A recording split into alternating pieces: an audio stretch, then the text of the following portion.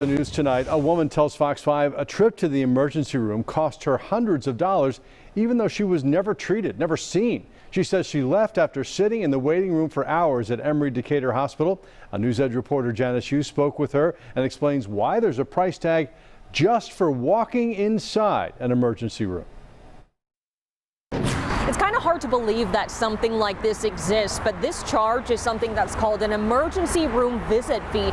It's often added to your total hospital bill, and the amount can vary between hospitals. What do you mean I have a bill for that day? I didn't do anything. I was really just shocked. Taylor Davis says she went to the emergency room at Emory Decatur Hospital for a head injury. She sat in the waiting room for hours, but with no end in sight, she decided to leave. And I realized, I shouldn't be sitting in the emergency room for 7 hours. But a couple of weeks later, this surprise came in her mailbox, a bill from the hospital for nearly $700. I didn't get my vitals taken. Nobody called my name. I wasn't seen at all. I just came, sat in a chair for 7 hours and left. Davis says she was convinced it was a mistake. So I called them and they're like, it's hospital protocol. Even if you're just walking in and you're not seen, when you type in your social, that's it.